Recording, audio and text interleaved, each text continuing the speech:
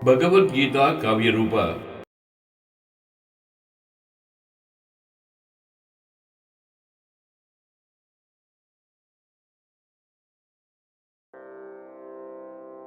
ಅಧ್ಯಾಯ 11 ವಿಶ್ವರೂಪ ಸಂದರ್ಶನ ಯೋಗವು.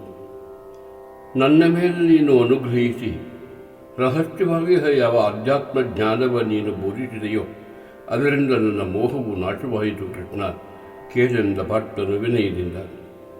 ಕಮಲದ ಹೆಸರಿನಂತಿರುವ ಕಣ್ಣುಗಳೊಳಗೆ ಕೃಷ್ಣನೇ, ಎಲ್ಲ ಜೀವರಾಶಿಗಳ ಉತ್ಪತ್ತಿ ಸ್ಥಿತಿ ಪ್ರಳಯಗಳ ನಿನ್ನಿಂದ ತಿಳಿದಾಯಿತು. ಮಾತ್ರವಲ್ಲದೆ ಅಖಂಡವಾಗಿ ನಿನ್ನ ಮಹಾತ್ಮೆಯನ್ನು ಅರಿತಂತಾಯ್ತೆಂದ ಪಾಠ. ಹೇ ಪರಮೇಶ್ವರ, ನೀನು ಹೇಳಿದ ವಿಷಯಗಳೆಲ್ಲ ಅಕ್ಷರಃ ನಿಜವು. ಹೇ ಪುರುಷೋತ್ತಮ, ಆ ನಿನ್ನ ವಿಶ್ವರೂಪವ ನೋಡಬೇಕೆಂಬ ಬಯಕೆಯಾಗಿದೆ ಎಂದು ಭಿನ್ನವಿಸಿದ ಪಾರ್ಥ ಮಾಧವಗೆ. ಆ ವಿಶ್ವರೂಪವ ನೋಡಲು ನನಗೆ ಯೋಗ್ಯತೆ ಇದೆ ಎಂದು ನಿನಗನಿಸುವುದಾದರೆ, ಹೇ ಯೋಗೇಶ್ವರನೇ, ನಿನ್ನ ಅವ್ಯಯ ಸ್ವರೂಪವನ್ನು ತೋರಿಸು ನನಗೆ ಎಂದನ ಪಾರ್ಥ. ಕೇಳದೆ ಈ ಪಾರ್ಥ, ನಾನಾ ವಿಧಗಳಿಂದಲೇ, ನಾನಾ ವರ್ಣಗಳಿಂದಲೇ ಮತ್ತೆ ನಾನಾ ಕೃತಿಗಳಿಂದಲೇ ಕೂಡಿರುವ ದಿವ್ಯವಾಗಿ ನನ್ನ ನಾನಾ ರೂಪಗಳಲ್ಲಿ ನೋಡೆಂದ ಬರಾದಿ. ಇಲ್ಲಿ ತೋರುವ ಆದಿತ್ಯರನ ವಸುಗಳನ್ನು, ರುದ್ರರನ್ನು, ಅಶ್ವಿನಿ ದೇವತೆಗಳನ್ನು, ಮರುತರನ್ನು ನೀನಿಷ್ಟರ ತನಕ ನೋಡದ ಕೇಳದ ಆಶ್ಚರ್ಯಕರವಾಗಿ ಹಾಗೂ ಅದ್ಭುತ ರೂಪಗಳ ನೋಡೆಂದ ಮುರಾರಿ. ಚರಾಚರದ ಯಾವ ಇಡೀ ಜಗತ್ತನ್ನು ನೋಡಬೇಕೆಂದು ಕೇಳಿಕೊಂಡಿದೆಯೋ ಅದೆಲ್ಲವನ್ನು ನೀನೀಗ ನನ್ನ ದೇಹದಲ್ಲಿ ನೋಡೆಂದು ಹೇಳಿದ ಮುರವೈರಿ. ಅರ್ಜುನ, ನಿನ್ನ ಸಾಧಾರಣ ಕಣ್ಣುಗಳಿಂದ ನನ್ನ ನೀ ನೋಡಲಾರೆಯು. ಅದಕ್ಕಾಗಿ ನಿನಗೀಗ ದಿವ್ಯವಾದ ಕಣ್ಣುಗಳ ಕೊಡುವೆನು. ಅದರಿಂದ ಅದ್ಭುತವಾದ ನನ್ನ ವಿಶ್ವರೂಪವ ನೋಡೆಂದ ಮುರವೈರಿ. ಧೃತರಾಷ್ಟ್ರ ಮಹಾರಾಜ, ಮಹಾಯೋಗೇಶ್ವರನಾದ ಶ್ರೀಹರಿಯು ಮೇಲಿನಂತೆ ಹೇಳಿ ತನ್ನ ಅದ್ಭುತದ ವಿಶ್ವರೂಪವನ್ನು ತೋರಿಸಿದ ಅರ್ಜುನಗೆ ಬಹು ಉತ್ಸಾಹದಿಂದೆಂದ ಸಂಜಯನು ವಿಧ ವಿಧದ ಮುಖಗಳಿಂದಲೇ, ನೇತ್ರಗಳಿಂದಲೇ, ದಿವ್ಯ ಆಭರಣಗಳಿಂದ ದಿವ್ಯ ಆಯುಧಗಳನ್ನು ಧರಿಸಿರುವುದಾಗಿಯೂ ಮತ್ತು ಅನೇಕ ಅದ್ಭುತ ದರ್ಶನಗಳಿರುವ ವಿಶ್ವರೂಪವನ್ನು ದಿವ್ಯವಾಗಿ ವಸ್ತುಗಳಿಂದಲೇ ಹಾಗೂ ಮಾಲೆಗಳಿಂದ ಸುಶೋಭಿತವಾದ ದಿವ್ಯ ಗಂಧವನ್ನು ಲೇಪಿಸಿಕೊಂಡಿರುವ ಶರೀರವುಳ್ಳವರದಾಗಿ ಸರ್ವತೋಮುಖವುಳ್ಳ ವಿಶ್ವರೂಪವ ಅರ್ಜುನನು ನೋಡಿದನು. ಸಾವಿರಾರು ಸೂರ್ಯರು ಒಂದೇ ಬಾರಿ ಪೂರ್ವ ದಿಸೆಯಲ್ಲಿ ಉದಯಿಸಿದರೆ ಹೇಗಾಗುವುದು ಹಾಗೆ ಆ ವಿಶ್ವರೂಪವು ಅಷ್ಟು ಶೋಭಾಯಮಾನವಾಗಿ ಕಾಣುತ್ತಿತ್ತು. ಚಿತ್ರ ವಿಚಿತ್ರಗಳಿಂದ ಕೂಡಿದ ಇಡೀ ವಿಶ್ವವು ದೇವದೇವನಾದ ಶ್ರೀಕೃಷ್ಣನ ಶರೀರಗಳು ಒಂದೇ ಕಡೆ ಇರುವುದನ್ನು ಅರ್ಜುನನು ನೋಡಿದನೆಂದ ಸಂಜಯನು. ಅತಿ ಆಶ್ಚರ್ಯದಿಂದ ಚಕಿತನಾಗಿ ಅರ್ಜುನನು ಮೈಯೆಲ್ಲ ರೋಮಾಂಚನಗೊಂಡು ಸ್ತಬ್ಧನಾಗಿ ಆಮೇಲೆ ಭಗವಂತನಿಗೆ ಚಿರುತ ನಮಸ್ಕಾರ ಮಾಡಿದನು, ಕರಗಳ ಜೋಡಿಸಿ ಎಂದು ಹೇಳಿದನು. ಹೇ ದೇವ, ಈ ದೇಹದಲ್ಲಿ ಸಕಲ ಜೀವ ಸಮುದಾಯವನ್ನು ಕಮಲಾಸನಸ್ಥನಾಗಿಹ ಬ್ರಹ್ಮದೇವನನ್ನು, ಋಷಿಗಳನ್ನು ಮತ್ತು ಸರ್ಪಗಳ ನೋಡುತ್ತಿರುವೆ ಎಂದು ಬೆಸಗೊಂಡ ಪಾರ್ಥ. ಹೇ ವಿಶ್ವರೂಪನೇ, ವಿಶ್ವನಾಥನೇ, ನನಗೆ ಅನೇಕ ಬಾಹುಗಳು, ಉದರಗಳು, ಮುಖಗಳು, ನೇತ್ರಗಳು ಕಾಣುತ್ತಿವೆ. ಸರ್ವತೋಮುಖವಾಗಿ ನೀನು ಕಾಣುವೆ. ನಿನ್ನ ರೂಪಕ್ಕೆ ಆದಿ ಮಧ್ಯ ಅಂತ್ಯ ಕಾಣನೆಂದ ಪಾರ್ಥ. ಮತ್ತೆ ಕೇಳ ಈ ದೇವ, ಕಿರೀಟವನ್ನು, ಗದೆಯನ್ನು ಮತ್ತು ಚಕ್ರವನ್ನು ಧರಿಸಿರುವ, ಕೈಗಳಿಂದಲೇ ಕೂಡಿರುವ, ಅಗ್ನಿಯಂತೆ ತಗದಗಿಸುವ ಕಣ್ಣುಗಳನ್ನುಳ್ಳ ಸಹಸ್ರ ಸೂರ್ಯದ ಪ್ರಭೆಯ ಶರೀರಿಯ ನೋಡುತ್ತೀಯನೆಂದ. ಅಕ್ಷರ ಬ್ರಹ್ಮನು ನೀನು, ಎಲ್ಲರಿಂದ ಅರಿಯಬೇಕಾದವನು ನೀನು, ಈ ಪ್ರಪಂಚಕ್ಕೆ ಮೂಲ ಕಾರಣನು ನೀನು. ನೀನು ಅವ್ಯಯನು, ಶಾಶ್ವತವಾದ ಧರ್ಮವ ರಕ್ಷಿಸುವವನು ನೀನು, ಸನಾತನ ಪುರುಷನು ನೀನು. ಆದಿಮಧ್ಯಾಂತರಹಿತನು, ಅನಂತ ವೀರ್ಯನು, ಅನಂತ ಬಾಹುವು, ಚಂದ್ರ ಸೂರ್ಯರೇ ನೇತ್ರವಾಗಿ ಅಗ್ನಿಸಮಾನ ಮುಖವುಳ್ಳ ಪ್ರಪ್ರಕಾಶದಿಂದ ಲೋಕವೆಲ್ಲವ ಬೆಳಗುತ್ತಿಗ ನಿನ್ನನ್ನು ನೋಡುತ್ತಿಗದೆಂದ ಪಾಠ. ನಿನ್ನ ವಿಶ್ವರೂಪವು 4 ದಿಕ್ಕುಗಳ ತುಂಬಿ ಭೂಮಿ ಆಕಾಶವನ್ನು ವ್ಯಾಪಿಸಿ ಉಗ್ರವು ಅದ್ಭುತವೂ ಆದ ನಿನ್ನ ವಿಶ್ವರೂಪವನ್ನು ನೋಡಿ 3 ಲೋಕಗಳು ತಪಿಸುತ್ತಿವೆ. ದೇವತೆಗಳೆಲ್ಲರೂ ನಿನ್ನನ್ನು ಪ್ರವೇಶ ಮಾಡುತ್ತಿರುವರು. ಕೆಲವರು ಬೆದರಿ ಕೈಕಟ್ಟಿ ನಿಂತಿಹರು. ಮಹರ್ಷಿಗಳು ಮತ್ತು ಸಿದ್ಧರು ನಿನಗೆ ಜಯಕಾರ ಮಾಡುತ್ತಿಹರೆಂದ ಪಾರ್ಥ ಕೃಷ್ಣನಿಗೆ. ರುದ್ರರು, ಆದಿತ್ಯರು, ವಸುಗಳು, ಸಾಧ್ಯರು, ಮರುದ್ಗಣಗಳು, ವಿಶ್ವೇ ದೇವತೆಗಳು, ಅಶ್ವಿನಿ ದೇವತೆಗಳು, ಪಿತೃದೇವತೆಗಳು ಯಕ್ಷರಕ್ಷರ ಗಂಧರ್ವ ಸಿದ್ಧರು ಅಚ್ಚರದಿಂದ ನೋಡುತ್ತಿಹರೆಂದ.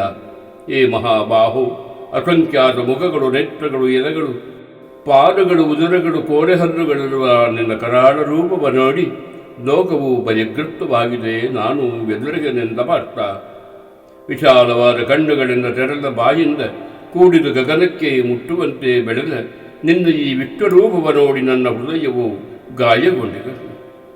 ಗಾಬರಿಗೊಂಡಿದೆ. ನಾನು ಕಂಗೆಟ್ಟಿರುವೆ. ಹೇ ವಿಷ್ಣು, ನನಗೆ ಶಾಂತಿ ಇಲ್ಲವಾಗಿದೆ. ಭಯಂಕರವಾದ ಕೋರೆಗಾಡುಗಳಿಂದ ಕೂಡಿದ ಪ್ರಳಯ ಕಾಲದ ಕಾಲಾಗ್ನಿಗೆ ಸಮನಾದ ನಿನ್ನ ಮುಖವನ್ನು ನೋಡಿ ನನಗೆ ದಿಗ್ಭ್ರಮೆ ಉಂಟಾಗುತ್ತಿದೆ. ಹೇ ದೇವ, ಹೇ ಜಗನ್ನಾಥ, ಪ್ರಸನ್ನನಾಗು.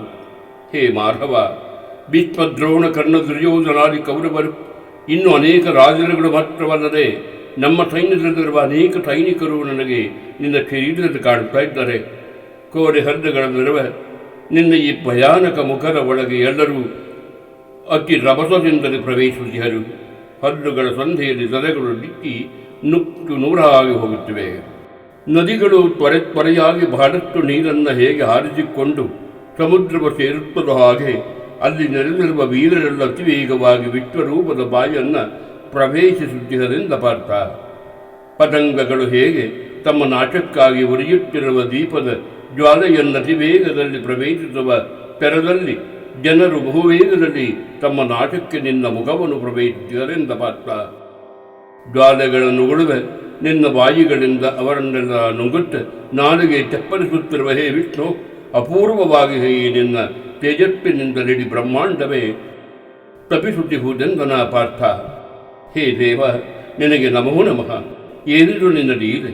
ಈ ರೀತಿ ಉಗ್ರರೂಪವು ಧರಿಸುವ ನೀನಾತ್ ಏತಕ್ಕಾಗಿ ಧರಿಸು ಎಂಬುದನ್ನು ತಿಳಿ ಹೇಳೆಂದು ಬೇಡಿದ ಪಾರ್ಥವಿನಯದಲ್ಲಿ. ಹೇ ಪಾರ್ಥ, ಇಡೀ ಲೋಕವನ್ನೆಲ್ಲ ಕ್ಷಯಗೊಳಿಸಲೋಸುಗ ಬೆಳೆದ ಕಾಲ ಪುರುಷನು ನಾನು.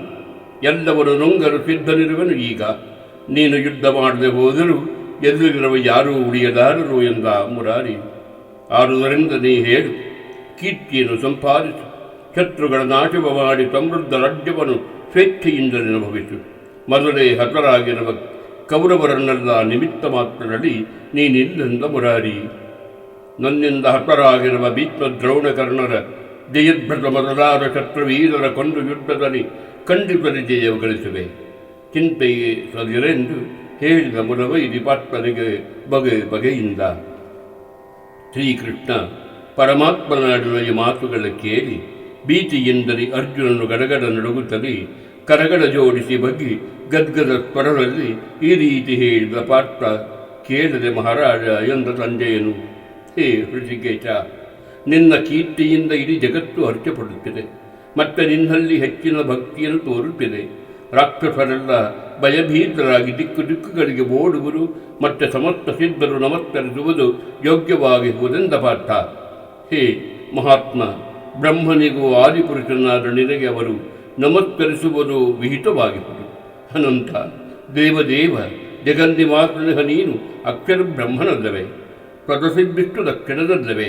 ಹೇಳೆಂದ ಪಾರ್ಥ. ಆದಿದೇವನು ನೀನು, ಪುರಾಣ ಪುರುಷನು ನೀನು, ಈ ವಿಶ್ವದ ಆಧಾರ ಶಕ್ತಿಯು ನೀನು, ಎಲ್ಲರಿಂದಲೇ ತಿಳಿಯತಕ್ಕವ ನೀನೇ, ಪರವಸ್ತುವು ನೀನೇ. ಹೇ ಅನಂತ ರೂಪನೇ, ಈ ಜಗವನ್ನೆಲ್ಲವ ವ್ಯಾಪಿಸಿರುವೆ ಎಂದ ಪಾರ್ಥ.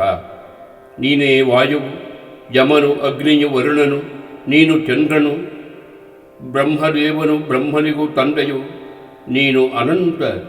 ನಿನಗೆ ಸಾವಿರಾರು ನಮಸ್ಕಾರಗಳು, ಮತ್ತೆ ಮತ್ತೆ ನಮಸ್ಕಾರಗಳೆಂದನು ಪಾರ್ಥ.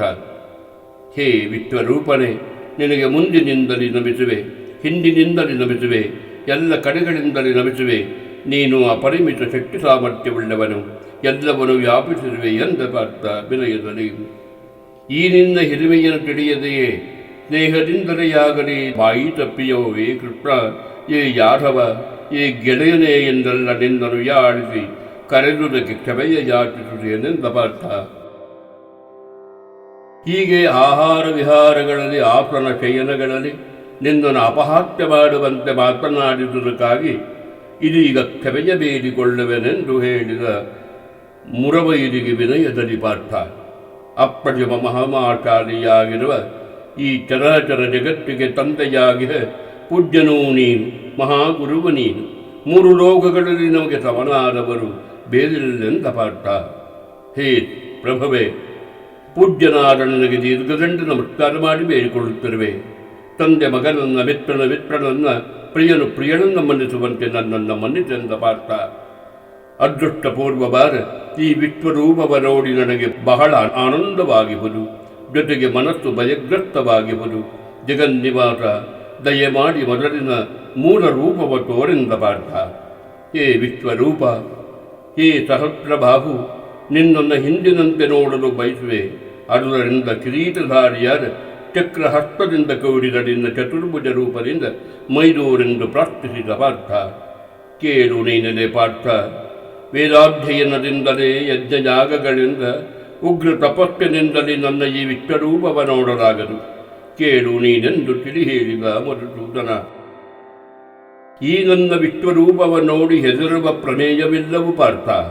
ನಿರ್ಭಯನಾಗು, ಶಾಂತಚಿತ್ತನಾಗಿ ನನ್ನ ಹಿಂದಿನ ರೂಪವನ್ನೇ ನೀ ನೋಡು ಅಂತವನಾಗೆಂದು ಹೇಳಿದ ಪಾರ್ಥನಿಗೆ ಮೊರವೈರಿ. ಮಹಾರಾಜ ವಾಸುದೇವನು ಅರ್ಜುನಿಗೆ ಈ ವಿಧದಲ್ಲಿ ಹೇಳಿ ತನ್ನ ಮೊದಲಿನ ಶಾಂತರೂಪವ ತೋರಿಸಿ ನಿರ್ಭಯನಾಗೆಂದು ಹೇಳಿದನೆಂದು ತಿಳಿಸಿದ ಸಂಜಯನು ವಿನಯದಲ್ಲಿ. ಹೇ ಜನಾರ್ದನ, ನಿನ್ನೀ ಸೌಮ್ಯ ರೂಪವ ನೋಡಿ ಮಾನಸ ರೂಪವನ ಕಂಡು ನನ್ನ ಮನಸ್ಸಿಗೆ ಶಾಂತಿಯಾಯಿತು, ನನ್ನ ಚಿತ್ತವು ಸ್ಥಿರವಾಯಿತು ಎಂದು ಉಚಿತದಲ್ಲಿ ಬಿಂದವಿಸಿದ ಪಾರ್ಥ. ನೀನು ಕೂಡ ಈ ವಿಶ್ವರೂಪವು ಯಾರಿಗೂ ಸುಲಭದಲ್ಲಿ ದೊರೆಯುವುದಿಲ್ಲ. ಈ ರೂಪ ದರ್ಶನಕ್ಕಾಗಿ ದೇವತೆಗಳು ನಿತ್ಯವೂ ಆತರಿಯುತ್ತಿಹರೆಂದು ಹೇಳಿದ ಪಾರ್ಥನಿಗೆ ಮುರಾರಿ. ವೇದಗಳ ಅಧ್ಯಯನದಿಂದ, ದಾನ ಧರ್ಮಗಳಿಂದ, ಯಜ್ಞಯಾಗಗಳಿಂದ ಈ ನನ್ನ ವಿಶ್ವರೂಪವನ್ನು ಬಹುವಿಧದ ತಪಸ್ಸಿನಿಂದಲೇ ನೋಡಲು ಸಾಧ್ಯವಿದ್ದವು ಎಂದು ಹೇಳಿದ ಪಾರ್ಥನಿಗೆ. ಕೇವಲ ಅನನ್ಯ ಭಕ್ತಿಯಿಂದ ಮಾತ್ರವೇ ನನ್ನನ್ನು ಈ ರೀತಿ ತಿಳಿದುಕೊಳ್ಳಲು, ನೋಡಲು ಮತ್ತು ಸೇರಿಕೊಳ್ಳಲು ಸಾಧ್ಯವೆಂದು ತಿಳಿಸಿದ ಪಾರ್ಥನಿಗೆ ಭಗವಂತ ಬಹು ಹಿತದಿಂದ, ನನಗಾಗಿ ಸತ್ಕರ್ಮಗಳ ಮಾಡುತ್ತ ನನ್ನಲ್ಲಿ ಭಕ್ತಿಯುಳ್ಳ ಸಂಘವರ್ಜಿತರಾದ ನನಗೆ ಶರಣು ಬಂದ ಸರ್ವಜೀವಿಗಳನ್ನು ಪ್ರೀತಿಸುವವನು ನನ್ನನ್ನೇ ಪಡೆಯುವನೆಂದ ಭಗವಂತ. ವಿಶ್ವರೂಪ ಸಂದರ್ಶನ ಯೋಗವು ಮುಗಿಯಿತು. ಅಧ್ಯಾಯ 12. ಭಕ್ತಿಯೋಗವು. ಅರ್ಜುನನು ಬೆಸಗೊಂಡ ಕೃಷ್ಣಗೆ, ಸತತವಾಗಿ ನಿನ್ನ ಸಗುಣ ರೂಪವ ಭಜಿಸುವವರು ಶ್ರೇಷ್ಠರು, ನಿನ್ನ ನಿರ್ಗುಣ ಸ್ವರೂಪವ ಭಜಿಸುವವರು ಶ್ರೇಷ್ಠರು ನಿಶ್ಚಯಿಸೆಂದ ತಿಳಿ ಹೇಳಿದ ಕೌಂತೆಯ. ಇದೈ ಅರ್ಜುನನೇ, ಪೂರ್ಣ ಶ್ರದ್ಧೆಯ ನಿರಿಸಿ ಮನದಲ್ಲಿ ನನ್ನಲ್ಲಿಯೇ ಮನಸ್ಸಿಟ್ಟು ನನ್ನ ಸಗುಣ ರೂಪವ ನೆಡಬಿಡದೆ ಭಜಿಸುವವನೇ ಶ್ರೇಷ್ಠನೆಂದರು. ಇದನು ಮುರವೈರಿ ಅರ್ಜುನಗೆ. ನನ್ನ ನಿರ್ಗುಣ ಸ್ವರೂಪವನು ಅಕ್ಷರವು, ಅಗೋಚರವು, ಕೂಟಸ್ಥವು, ಅಚಿಂತ್ಯವು, ಸರ್ವವ್ಯಾಪಕವು, ಅಚರವು ಮತ್ತೆ ಶಾಶ್ವತವೆಂದಾರು ಉಪಾಸಿಸುವರು. ಮೇಲಾಗಿ ಎಲ್ಲ ಇಂದ್ರಿಯಗಳ ನಿಗ್ರಹಿಸಿಕೊಂಡಿದ್ದು, ಯಾವಾಗಲೂ ಸಮಚಿತ್ತವುಳ್ಳವರಾಗಿದ್ದು, ಎಲ್ಲ ಜೀವರಾಶಿಗಳ ಹಿತಕ್ಕಾಗಿ ಬದುಕುತ್ತಿಹರೋ ಅವರು ನನ್ನನ್ನೇ ಪಡೆಯುವರೆಂದನು ಮುರಾರಿ. ನನ್ನ ಅವ್ಯಕ್ತ ರೂಪದ ಉಪಾಸನೆಯ ಮಾಡ್ಪವರಿಗೆ ಕಷ್ಟವನ್ನು ಅಧಿಕವಿಹುದು. ದೇಹಾಭಿಮಾನವುಳ್ಳವರಿಗೆ ನಿರ್ಗುಣೋಪಾಸನೆಯಲ್ಲಿ ಬುದ್ಧಿಯ ಸ್ಥಿರಪಡಿಸಿ ಅವ್ಯಕ್ತವನ್ನು ಹೊಂದುವುದು ಕಷ್ಟವೆಂದನ ಸುರಾರಿ. ಹೇ ಪಾರ್ಥ, ತಮ್ಮೆಲ್ಲ ಕೆಲಸಗಳ ಯಾರು ನನಗೆ ಅರ್ಪಿಸಿ ನಾನೇ ಸರ್ವೋತ್ತಮನೆಂದು ಭಾವಿಸಿ ಅನನ್ಯವಾದ ಯೋಗದಿಂದಲೇ ನನ್ನನ್ನೇ ಭಜಿಸುವರೋ ಅಂತಹ ಭಕ್ತರನೆಂದರೆ ನನ್ನಲ್ಲೇ ಮನಸ್ಸಿಟ್ಟ ಭಕ್ತರನು ಮೃತ್ಯು ಸಂಸಾರ ಸಾಗರದಿಂದ ಹೆಚ್ಚು ತಳವಿದ್ದರೆ ಎತ್ತಿ ಮೇಲಕ್ಕೆ ಸಾಕುವೆ ಎಂದು ತಿಳಿಸಿದ ಮುರಹರಿಯು ಪಾರ್ಥಂಗೆ.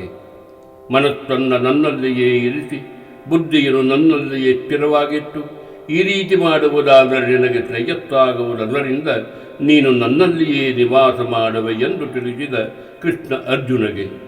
ಹೇ ಧನಂಜಯ, ನಿನಗೆ ಮನಸ್ಸನ್ನು ಸ್ಥಿರವಾಗಿಡಲು ಸಾಧ್ಯವಾಗದೆ ಹೋದರೆ ಅಭ್ಯಾಸ ಯೋಗವನ್ನು ಮಾಡಿ ಆ ಮೂಲಕ ನನ್ನನ್ನು ಪಡೆಯಲು ಇಚ್ಛಿಸಿ ಪ್ರಯತ್ನ ಮಾಡೆಂದು ಹೇಳಿದ ಮುರಾರಿ. ಅಭ್ಯಾಸ ಯೋಗವು ನಿನ್ನಿಂದ ಸಾಧ್ಯವಾಗದೆ ಹೋದರೆ ನನಗಾಗಿ ಕರ್ಮ ಮಾಡುವುದಕ್ಕೆ ಪ್ರಯತ್ನ ಮಾಡಿ, ಅದರಿಂದ ನೀನು ಸಿದ್ಧಿಯನ್ನು ಪಡೆದೆ ಎಂದು ಹೇಳಿದ ಮುರಾರಿ. ನನಗಾಗಿ ಕರ್ಮವನ್ನು ಮಾಡುವ ಪ್ರಯತ್ನವನ್ನಿಂದ ಆಗದಿದ್ದರೆ ಯಥಾರ್ಥವಾಗಿ ಮತ್ತು ಯೋಗವನ್ನಾಶ್ರಯಿಸಿ ಕರ್ಮಫಲ ತ್ಯಾಗವನ್ನಾದರೂ ಮಾಡೆಂದ ಮುರಹರಿಯು. ಅಭ್ಯಾಸಕ್ಕಿಂತ ಮಿಗಿಲಾದದ್ದು ಜ್ಞಾನ. ಜ್ಞಾನವು ಜ್ಞಾನಕ್ಕಿಂತಲೂ ಮಿಗಿಲು. ಕರ್ಮಫಲ ತ್ಯಾಗವು ಜ್ಞಾನಕ್ಕಿಂತಲೂ ಶ್ರೇಷ್ಠ. ಇದರ ಮೂಲಕ ಶಾಂತಿ ಲಭಿಸುವುದೆಂದ ಮುರಾರಿ. ಎಲ್ಲ ಜೀವರಾಶಿಗಳಲ್ಲಿ ಯಾವನು ಹಗೆಯೂ ಇಲ್ಲದೆ ಇರುವನೋ, ಎಲ್ಲರಿಗೂ ಮಿತ್ರನೋ, ದಯಾಳು ಅಹಂಕಾರ ಇಲ್ಲದ ಸುಖ ದುಃಖಗಳಲ್ಲಿ ಸಮಚಿತ್ತದಿಂದಿರುವವನು, ಮತ್ತೆ ಸದಾ ಸಂತಸದಿಂದಿರುವವನು, ಯೋಗಿಯು, ಆತ್ಮಸಂಯಮಿಯು, ದೃಢನಿಶ್ಚಯುಳ್ಳವನು ಮತ್ತು ಮನಸ್ಸು ಬುದ್ಧಿಯನ್ನು ನನಗರ್ಪಿಸಿಕೊಂಡಿರುವ ಭಕ್ತನು ನನಗೆ ಪ್ರಿಯನು. ಯಾರಿಂದಾಗಿ ಲೋಕಕ್ಕೆ ಕೆಡುಕಿಲ್ಲವೋ, ಯಾರಿಗೆ ಲೋಕದಿಂದ ಕೆಡುಕಿಲ್ಲವೋ ಮತ್ತು ಹರ್ಷಕೋಪ ಭಯ ಉದ್ವೇಗಗಳಿಂದ ಯಾವನು ಮುಕ್ತನೋ ಅಂತಹ ಭಕ್ತನು ನನಗೆ ಪ್ರಿಯನು. ಯಾವುದನ್ನೂ ಅಪೇಕ್ಷಿಸದ ಪರಿಶುದ್ಧವಾದ ಸಮರ್ಥನು, ನಿಸ್ಪೃಹನು, ಚಿಂತೆಯಿಲ್ಲದವನು, ಕರ್ತೃತ್ವಾಭಿಮಾನವಿಲ್ಲದವನಾವನು, ಅಂಥವನು ನಿಜವಾದ ಭಕ್ತನೆಂದರು ಇದನು ಮುರಾರಿ. ಒಳಿತು ಕೆಡುಕುಗಳಾದಾಗ ಬಿಗ್ಗದೆ ಕೊಗ್ಗದೆ, ಬಯಸಿದ್ದು ಅಗಲಿಲ್ಲವೆಂದು ದುಃಖಿಸದೆ ಮತ್ತು ಬೇಕೆಂದು ಬಯಸದೆ ಶುಭಾಶುಭಗಳನ್ನು ತ್ಯಾಗ ಮಾಡಿರುವ ಭಕ್ತನು ನನಗೆ ಪ್ರಿಯನೆಂದ ಮುರಾರಿ. ಶತ್ರು ಮಿತ್ರರ ಸಮದೃಷ್ಟಿಯಿಂದಲೇ ನೋಡುವ ಮನಾಪಮಾನಗಳ ತ್ರಿತೋಷ್ಟಗಳ ಮತ್ತು ಸುಖ ದುಃಖಗಳನ್ನೆಲ್ಲ ಸಮದೃಷ್ಟಿಯಿಂದ ಎದುರುಗೊಳ್ಳುವವನು ನನಗೆ ಪ್ರಿಯನೆಂದ ಮುರಾರಿ. ನಿಂದಾಸ್ತುತಿಗಳಲ್ಲಿ ಸಮಭಾವದಿಂದಿರುವವನು, ಮಿತಭಾಷೆಯು ದೊರೆತುದರಲ್ಲಿ ತೃಪ್ತಿ ಪಡೆಯುವವನು, ತನ್ನ ಮನ ಎಂಬ ಅಭಿಮಾನವಿಲ್ಲದ ಸ್ಥಿರಬುದ್ಧಿಯ ಭಕ್ತನು ನನಗೆ ಪ್ರಿಯನು. ಅಮೃತ ರೂಪವಾಗಿ ಈ ಧರ್ಮವನ್ನು ಯಾರು ನಾನು ಮೇಲೆ ಹೇಳಿದ ಪರಿಯಿಂದ ಶ್ರದ್ಧೆಯಲ್ಲಿ ಅನುಸರಿಸುವರೋ ಅಂತಹ ಭಕ್ತರು ನನಗೆ ಅತ್ಯಂತ ಪ್ರಿಯರೆಂದ ಮುರಾರಿ. ಭಕ್ತಿಯೋಗವು ಮುಗಿಯಿತು.